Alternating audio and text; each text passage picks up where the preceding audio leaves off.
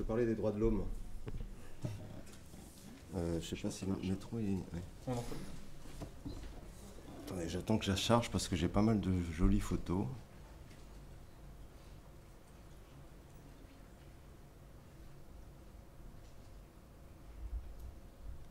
C'est pas facile ça. Donc voilà, est-ce que vous m'entendez? Donc on a effectivement parcouru un petit peu les difficultés au niveau de ce qu'on peut appeler par une médecine personnalisée, hein, notamment des données. On va revenir sur les données de quoi, hein, parce que la question est posée finalement, c'est pas tellement le problème des données, mais c'est des données de quoi, et est-ce que finalement elles sont fiables? Moi je suis assez optimiste, elles ne sont pas, donc ça devrait aller. On est au P5P maintenant en fait, hein, parce que dans le 5 il y a psychocognitif, nos psychiatres ont inventé le psychiatrome, on en reparlera. Donc on est dans le P5P, dans cette fameuse médecine personnalité. Je rappelle juste, parce que ça a été évoqué par François Ewald, c'est une médecine dont il faut préciser qu'elle est une médecine, on dira, biology-driven. C'est une médecine, on dira, biologique. On verra que la maladie dont on va en parler, ça va être une maladie moléculaire et on va s'intéresser à cette affaire. C'est, je crois, un questionnement important. Elle est stratifiée, mais ça, on l'a dit aussi, puisqu'elle est stratifiée en sous-population en fonction de profil, omique, on dira, hein, le gène est juste une micro-part de ce que c'est cette médecine personnalisée, en fait. Ce n'est pas une médecine génétique, hein, totalement en tout cas. C'est une médecine toujours thérapeutique, comme toute médecine, hein, qui est effectivement, qui s'intéresse à ce que Roche a appelé, parce que n'oublions pas que ce nouveau terme de médecine personnalisée, qui existe depuis que la médecine existe, je pense quand même, a été réinventé par notre laboratoire Roche, hein, qui a enfin trouvé ce que pouvait être une médecine personnalisée autour de son médicament Herceptine. Hein. Le bon traitement, pour le bon patient, on n'ose pas dire le bon patient, mais le bon groupe de patients, et au bon moment, c'est de la rhétorique, on verra. Donc c'est une médecine thérapeutique, bien entendu, autour d'un certain nombre de questions qui ont lieu, enfin qui sont liées au devenir du médicament et à ses effets secondaires, et bien entendu à son efficacité. Et c'est une médecine prédictive et préventive qui parle de facteurs de susceptibilité. Par lui-même, d'ailleurs, ce terme facteur de susceptibilité est très intéressant. On ne parle plus de facteurs de risque. Dans notre ancienne épidémiologie d'après-guerre, on est tout d'un coup dans la susceptibilité et puis dans le risque. C'est très intéressant. On parlera surtout des maladies dites complexes, hein, cardiovasculaires, le diabète, le cancer, les maladies monogéniques, on pourra en reparler éventuellement. D'ailleurs, on s'interrogera sur ce que c'est qu'une maladie génétique. À mon avis, ne posent un petit peu moins de problèmes. Bon, question posée, c'est celle-là. Hein. Est-ce que c'est un espoir ou est-ce que c'est juste un problème publicitaire, hein. On parle du risque de maladies rares, on parle du risque de maladies communes, on verra un petit peu de quoi on parle, et puis de pharmacogénomique, cette fameuse pharmacie, cette fameuse thérapeutique qui est liée aux connaissances de cibles moléculaires particulières. Je passerai juste, il y aura quelques dessins, vous pourrez revoir éventuellement les diapositives, je vous les donnerai de façon totalement open, hein. Je suis voilà, dans l'open data, et donc vous pourrez avoir les diapositives, j'irai peut-être un petit peu vite pour certaines diapositives. Bon, la pharmacogénomique, c'est ça, hein, voilà, on aime bien les images en médecine. On parle effectivement de cibles thérapeutiques particulières. Hein. Là, la première cible en A, dans la première colonne de gauche, c'est le Glivec, le fameux Glivec, hein, qui a fait gagner beaucoup d'argent au laboratoire. Hein. Donc, c'est l'imatinib. Dans la leucémie myéloïde chronique, ça a été un bon exemple. Le deuxième type de traitement, on en a parlé, hein, c'est le trastuzumab, comme on dit, hein, c'est-à-dire l'Herceptine, qui est découvert depuis très longtemps. C'est les années 90 que Roche a découvert Herceptine. Au milieu, on parle effectivement d'efficacité des traitements. Et il est important de savoir ce que les traitements font quand on les injecte dans le sang et comment ils marchent. Hein. Et donc on a, moi, dans mon domaine de la chirurgie cardiaque et de la cardiologie, on a actuellement un certain nombre de traitements anticoagulants dont le profil génétique, et en tout cas les cibles moléculaires sont dépistées, et qui permettent, par leur connaissance, d'éventuellement connaître l'efficacité et voir la dose. Hein. On a des magnifiques algorithmes de dose en fonction de la présence ou pas de ces gènes. Les résultats récents sont extrêmement catastrophiques, en fait, d'ailleurs. Hein. La FDA a accepté, effectivement, à ce moment-là, de commercialiser ce test, hein. Enfin 2 tests au moins pour la coumadine. Et puis, les anticholestérolémiants peuvent éventuellement être intéressants, et dans les cibles peut être intéressant à suivre, mais je crois que ce n'est pas le problème. Le problème de la prédiction, on parlait de prédiction et de susceptibilité, c'est extrêmement mauvais. Hein, c'est extrêmement mauvais. Le tableau, je ne vais évidemment pas le commenter. Finalement, les hypothèses initiales, c'était on cherche des variants fréquents dans un génome et puis par rapport aux associations de maladies fréquentes. Maintenant, on cherche le variant très rare pour des maladies fréquentes. Et donc, juste, je ne sais pas si on a une petite flèche possible. Ouais.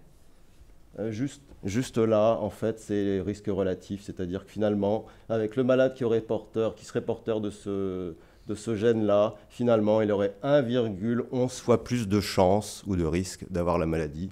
Vous voyez un petit peu la difficulté. En gros, c'est pratiquement rien quand même. Donc globalement, on est dans ces ordres de grandeur-là actuellement, dans les facteurs dits de susceptibilité. Donc des grandeurs extrêmement faibles, moins de 1,5 de risque relatif. On pourra en reparler. Vous pourrez poser des questions sur ce sujet. Et donc tout à l'heure on parlait des P4P effectivement et de Leroy Hood hein, qui a inventé ce terme P4P. Bon, et on est dans une illusion de la grande convergence, hein, vous savez, hein, que ce soit le chimique, là on est dans la nanomédecine également, et puis on est dans du génétique, dans la biologie de système, on va en reparler. On est évidemment dans de la technologie de haute portée et dans de l'algorithmique important, hein, voilà le P4P. Donc j'ai parlé du gène, je parlerai de l'homme et puis du biocitoyen, puisque c'est la question posée. On commence par la maladie moléculaire. Finalement, dans le concept de maladie, on peut, je crois, essayer de dérouler la maladie en deux concepts. Ontologique, on dira, hein, la maladie serait une entité externe, comme un microbe, hein, qui serait à cause de cette maladie-là, ou une entité interne, comme une lésion ou une altération. C'est quelque chose qui traverse toute l'histoire de la médecine. Hein. On parle de la lésion de l'organe, puis du tissu, puis pour Virchow de la cellule, et maintenant on parle de la maladie moléculaire. D'ailleurs, on pourra se poser la question, est-ce qu'on parle de de maladie moléculaire ou de la maladie de la molécule, qui pose un problème. Et puis l'autre concept serait un concept physiologique de fonction, avec une maladie définie comme une déviation du fonctionnement normal. La maladie moléculaire, finalement, serait quelque chose qui unifierait, en tout cas, ce concept de maladie moléculaire, hein, je ne parle pas de génétique, je parle de moléculaire globalement, unifierait les points de vue ontologiques et physiologiques. Hein. Un fonctionnement normal serait vu comme un processus. Bon, c'est le dogme central, comme on disait, du gène à la protéine, on en parlera, où donc le processus lierait, et ça c'est toute l'illusion, en tout cas, enfin, toute la recherche de la biologie moléculaire d'emblée dès qu'elle a été existée, c'est-à-dire cette recherche de liaison entre la structure et la fonction. La maladie, du coup, serait vue comme une déviation du processus individuel normal, hein, comme une erreur de programme, nous diraient les inventeurs de l'ADN, en tout cas les découvreurs de la structure en double hélice de l'ADN, Crick et Watson, ou comme une maladie structurelle, nous dirait Pauling.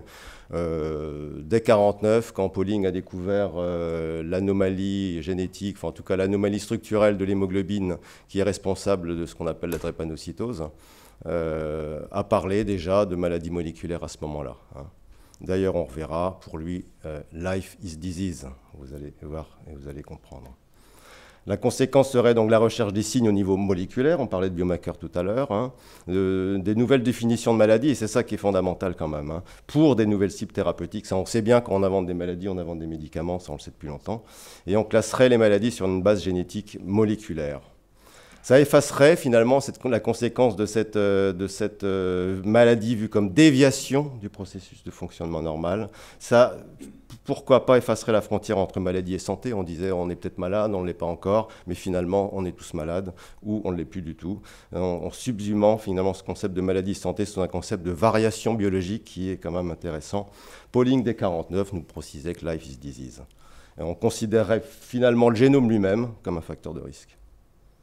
Donc ça, c'est le dogme central de Watson, très d'ailleurs revu, hein, qui a revu la vision de Crick, hein, qui est une vision très informationnelle, avec ce DNA, enfin donc l'ADN qui transcripte en ARN puis en protéines, hein, dans un concept mécanisme que Max Hammer, le philosophe des sciences, a reprécisé. Donc je crois que je peux lâcher l'affaire, si vous voulez. Qu'est-ce que c'est qu'une maladie génétique finalement ? Alors, on prend la maladie d'Alzheimer, par exemple. Quelle est la cause de la maladie? Est-ce que c'est une entité empirique, cette maladie-là? Est-ce que c'est une maladie spécifique? Est-ce qu'elle a une cause unique ou multiple? Il y a un certain nombre d'hypothèses sur la maladie d'Alzheimer et on a trouvé des déterminants génétiques, hein, que je ne préciserai pas. Ce concept de maladie génétique et tout de cette histoire de médecine personnalisée repose la question de ce réductionnisme à la molécule ou de ce totalité, on verra, de ce holisme.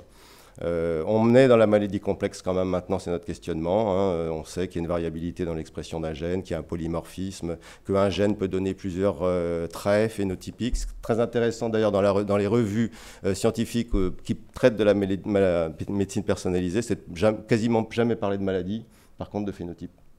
Donc on ne parle plus de maladie, mais on parle de désordre, de phénotype, pathophénotype, mais on ne voit plus bien le mot. Alors ils naissent jamais, disease le plus souvent.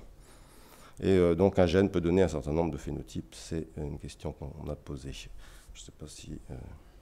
La définition d'une maladie génétique, finalement, ça aurait une définition au sens très fort, évidemment, c'est un gène. On sait qu'un gène peut être nécessaire et suffisant pour créer un état pathologique, comme la maladie de Klinefelter, bien entendu, ou le handicap de Klinefelter, je ne sais pas si on parle de maladie quand on parle de Klinefelter.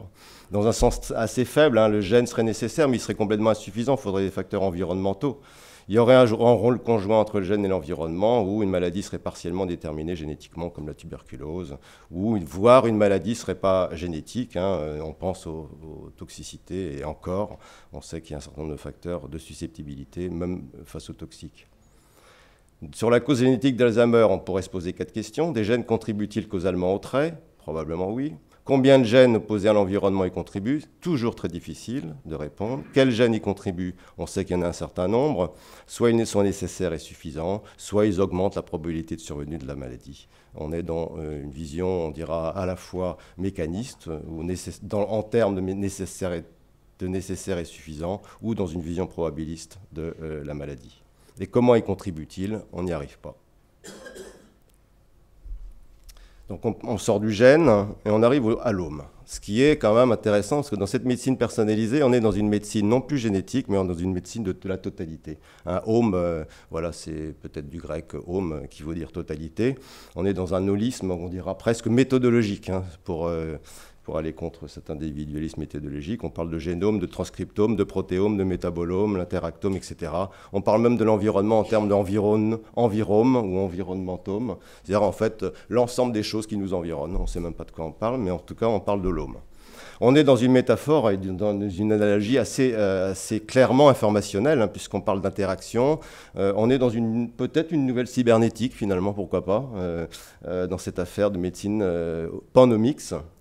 Dans l'interaction, dans la régulation, on parle d'erreurs, on parle de signaux, c'est des termes qui sont très forts. Et on semble aller vers une vision intégrée de la médecine, hein, puisqu'on n'est plus que dans une vision stratifiée, mais intégrée, puisqu'on parlera de médecine de réseau ou de biologie de système, on va en reparler. On ne parle même plus de disease, mais de diseasome.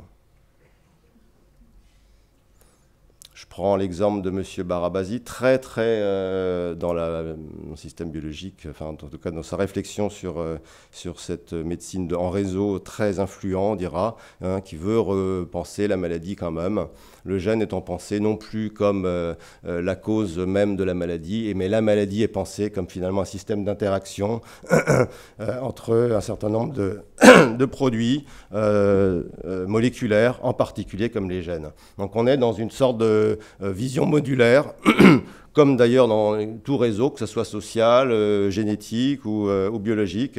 On emprunte cette pensée du réseau, du web, à un certain nombre d'autres, on dira,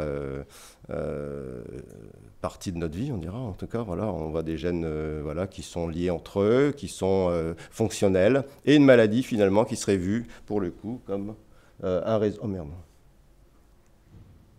Une maladie qui serait vue ici, vous voyez, comme un réseau de gènes, des interactions, notamment de gènes ou de protéines, pourquoi pas d'ailleurs, qui iraient finalement contre un certain nombre d'autres visions topologiques de l'interaction de l'ensemble des constituants de nos cellules et de nos molécules.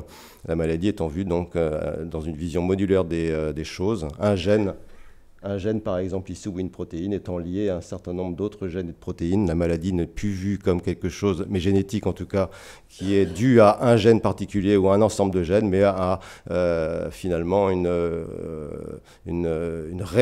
réarrangement à l'intérieur de notre réseau d'interactions moléculaires. Bon, je passerai peut-être sur les étapes un peu plus techniques de cette approche en réseau, mais c'est quand même une question et un questionnement qui est de l'ordre encore du modèle, mais qui a un certain nombre de répercussions, en tout cas théoriques, au niveau d'un certain nombre de maladies qui, on sait bien, sont souvent liées entre elles. La question qui est posée d'ailleurs, c'est pourquoi tel patient fait toujours une maladie et puis à côté de cette maladie, on fait toujours une autre. On parle de comorbidité, nous, en médecine, et donc voilà, c'est une réflexion autour de ça, c'est-à-dire un certain nombre de maladies liées entre elles et pourquoi.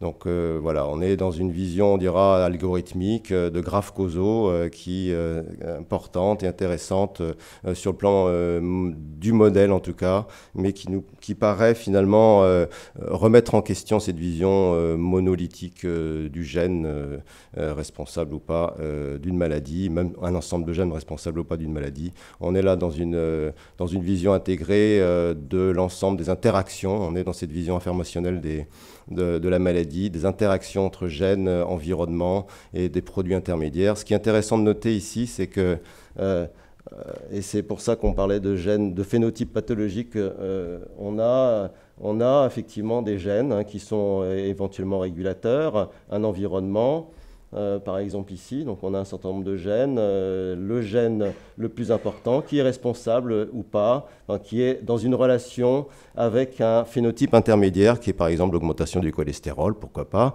mais finalement dans notre vision de notre maladie-là, on s'arrêterait au marquage, on s'arrêterait à un phénotype intermédiaire sans aller comprendre finalement ce que ça va devenir en tant que maladie. Nous, en tant que sujet, être malade, c'est pas la même chose que d'avoir une augmentation du cholestérol. Et puis, qui dit rien, de toute façon, même si on a mis en évidence une liaison entre un phénotype intermédiaire, qui est un marqueur particulier qu'on va mesurer, et puis la maladie, qui dit rien sur l'évolution de la maladie, pour le coup. Alors là, le phénotype, on dira même terminal, on n'en connaît strictement rien.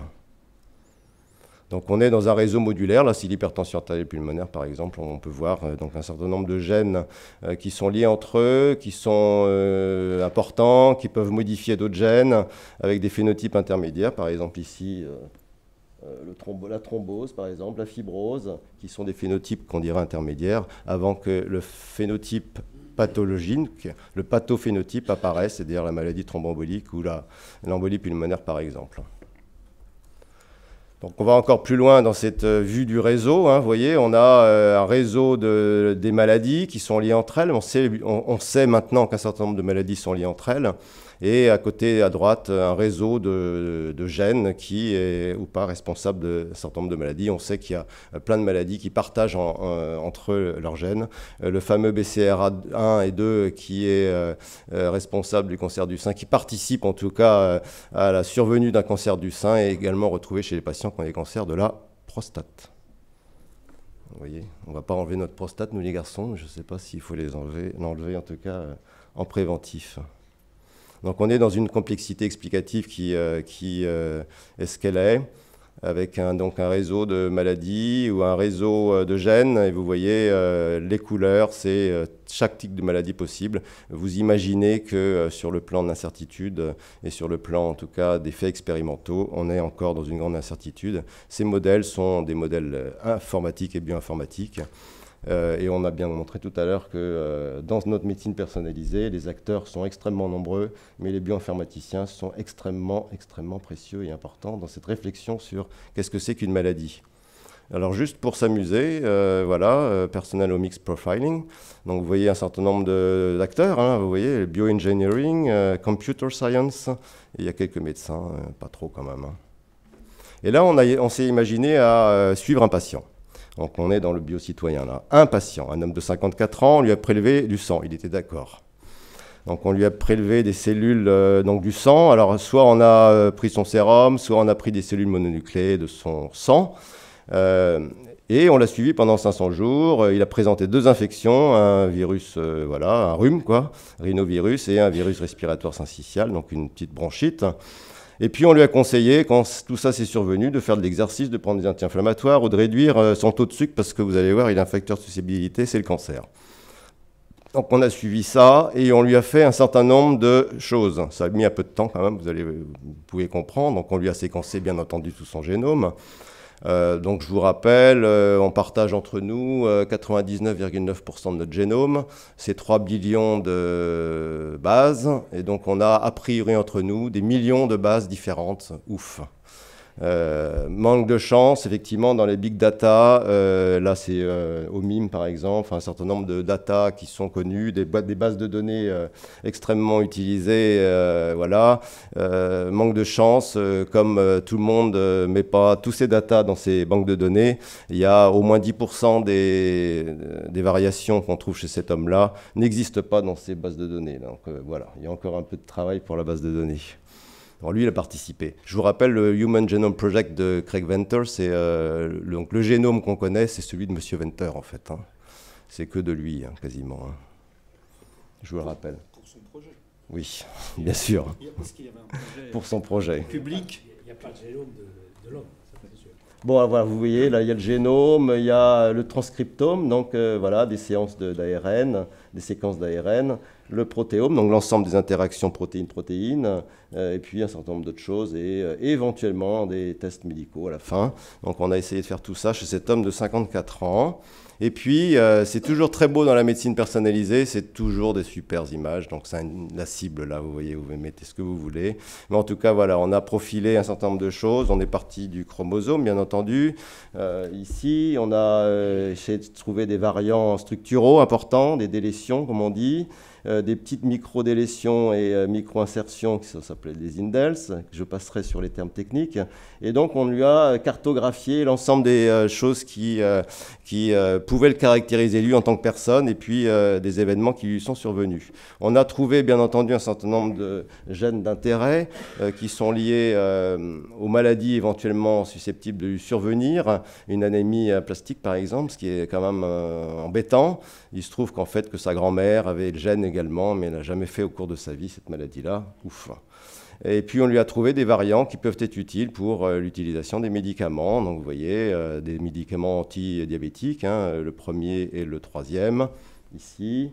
Et puis des médicaments anticoagulants, enfin en tout cas antiplaquettaires, ici, et des anticoagulants ici. Donc on lui a trouvé un certain nombre de variants. Et puis manque de chance, bien entendu, on lui a trouvé des probabilités de survenue de maladies. Donc vous voyez tout ça. Donc on a un certain nombre de choses qui peuvent nous survenir dans notre vie. Hein. On sait bien qu'on peut tous être malade à un moment donné. De quoi, hélas, encore, on ne sait pas trop. Si ça, par contre, la dégénérescence, enfin, le glaucome à angle ouvert, là, vu, et c'est ça qui est intéressant, qui rejoint les problématiques de race et d'ethnie d'ailleurs, hein, et très intéressant, les probabilités pré-test sont établies en fonction d'un certain nombre de choses, dont l'âge, le genre et le caractère ethnique. Donc, on lui a les probabilités pré-test, et puis là, la ligne là correspond aux probabilités pour lui, chez cet homme-là, de contracter ces maladies ou pas. Donc là, c'est plutôt le glaucome, hein, qui est très stressant pour lui. Et puis voilà la conclusion, je l'ai mise en entier parce qu'elle me paraît assez fantastique sur effectivement cette problématique de médecine personnalisée qui dépasse, hein, vous avez compris, ce gène et ce génome. Et notre étude a bien montré donc qu'en établissant de façon individuelle le profil de ce patient, on était capable de déterminer quelle maladie lui allait survenir. Et donc je vous laisse éventuellement lire ou pas. Les termes techniques, vous passez. T2D, c'est le diabète de type 2, donc non insulino-dépendant. Et donc, il y a une grande, effectivement, comment dire, promesse, mais une promesse probablement illusoire quand même. Mais bon, c'est Cell dans 2012, qui est une revue quand même assez importante. On a finalement, pour finir, le questionnement de la subjectivation tout à l'heure. Hein. Je parlerai non plus de médecine personnalisée, mais d'individualisation radicale. On n'est plus dans la personnalisation, mais dans l'individualisation. Sujet qui est devenu une référence. Hein. Sur le plan épidémiologique, on dirait une épidémiologie sans population. La preuve sur le plan expérimental serait une preuve avec un malade comme son propre témoin. Je vous rappelle, en tout cas je vous précise que dans les années 90, quand les promoteurs de l'évidence-based médecine ont proposé une hiérarchie des preuves, la première ligne et la première preuve possible était l'individu comme son propre témoin. Et on sait que dans les modèles expérimentaux, l'individu comme son propre témoin, c'est génial parce qu'il n'y a pas l'hétérogénéité de la population. Donc là, on revient sur un modèle évidence-based médecine individuel. Il se trouve que le sous-groupe dont on cherche à montrer l'homogénéité doit être effectivement éventuellement le plus faible possible. L'autre, idem, on dira. Les résultats de la surveillance finalement continuelle du fonctionnement corporel et ou moléculaire du sujet en conduisent à une individualisation de la définition de la maladie et de la santé, c'est sûr. Donc Pauling est également proposé, et d'autres, finalement, cet effacement des frontières entre maladie et santé, avec ces termes très mignons entre healthy form of disease, less healthy form of disease. Ce qui serait jugé normal chez un individu, mais ça je passe, ça me paraît évident dans cette histoire, peut être jugé anormal chez un autre, et évidemment conduira à une individualisation des traitements uniques et non reproductibles. Bon, je passe. Je passe également sur ça, finalement, cette question de la personnalisation est quelque chose d'assez ancienne quand même, puisque dès 1902, M. Garrod, Archibald, physicien, proposait le terme non plus de maladie moléculaire, mais de maladie chimique. Et je pense qu'on refait l'histoire, finalement, de notre histoire de maladie personnalisée quand même. Une individualisation radicale, le sujet, du coup, serait source et utilisateur de ça et de la connaissance. Hein. Là, on a parlé du sujet qui est quantifié. Il y a toute une réflexion sur cette fameuse quantified self. Hein. Bon, ici, en bas à droite, vous voyez, hein, comme on en a parlé, des applis smartphones qui sont extrêmement nombreuses. Il y en a des centaines maintenant, des applis smartphones sur le suivi de notre propre santé, bien entendu. Ça, c'est sûr. Dans l'histoire de médecine personnalisée, on peut penser à la revendication notamment des patients hein, sur ces Personal Electronic Health Records, c'est-à-dire finalement un dossier médical personnalisé, complètement électronique et qui est partagé éventuellement ou pas d'ailleurs hein, sur Internet. On parle de Personal Genome Project et non plus de Human, etc. Un sujet participant, le sujet, il est au centre de l'action médicale, ça on espère depuis le début, mais il est genomic consumer quand même. Hein. Il est effectivement source de ces données. Il aurait un accès direct aux données, je passe parce qu'on en a beaucoup parlé, ce sont mes données, pourquoi pas. Il échangerait avec les autres acteurs, ça c'est évidemment une autre question et un sujet qui est connaissant et qui est instruit. On parlera hein, de health literacy, hein, de compétences au niveau de sa santé, mais de digital literacy. Certains me proposent même, comme Angela Brandt, qui est responsable de l'Institut de la Public Health Genomics, hein, maintenant, c'est-à-dire la création de jumeaux virtuels, finalement. C'est-à-dire qu'on serait capable, en suivant un jumeau virtuel, d'aller savoir ce qu'on allait devenir sans même faire de prélèvement chez nous, d'ailleurs. Ce qui est évidemment probablement une sorte d'utopie, là, pour le coup. Et dans The Health 2050, vous voyez, on est dans la réalisation de médecine personnalisée avec des crowdsourcing, donc finalement la possibilité même pour les malades d'aller faire leurs propres études expérimentales, d'ailleurs sans passer par les académies, hein, le Quantify Self, et évidemment ce bio-citoyen participatif. Je vous laisse dire diapositive qui est extrêmement intéressante, je pense, dans notre histoire. Et évidemment, ces conclusions sont non définitives. Hein. On a une petite carte d'identité des tumeurs là, qui est distribuée par l'INCa, je crois. Je crois que c'est l'INCa. Hein. Donc on est un petit peu dans notre carte d'identité. Donc P4P serait un idéal et une fiction, je pense quand même. Il faut qu'on réfléchisse quand même sur nos schèmes explicatifs, ça c'est sûr et certain. Qu'est-ce que la maladie ? Elle nous permet, cette médecine personnalisée, en tout cas génomique ou moléculaire, de réfléchir sur ce que c'est que la maladie. Et ça, c'est vrai que c'est sûrement important.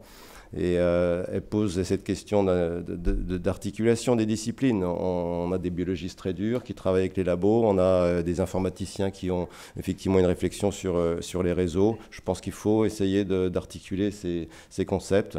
Et puis ce citoyen usager, alors je dirais dans le sens de Michel Serres, moi en fait, petite poussette. Donc le petit livre de Michel Serres, qui lui est plutôt assez rassuré sur le fait qu'on puisse être des individus codés, qu'on est mesurable, mesuré. Il parle effectivement de la possibilité de rester anonyme, ça c'est sûr, dans nos accès, mais individué aussi quand même dans un certain sens. Alors il prend l'exemple du soldat inconnu, chez qui on prélèverait de l'ADN, et puis évidemment cette individuation par l'ADN de ce soldat inconnu, mais il restera inconnu, ce soldat-là. Donc cette frontière entre entre le privé et le public qui pose des questions, bien entendu. Cet individu anonyme ou individué, c'est une question que j'offre à votre réflexion, bien entendu.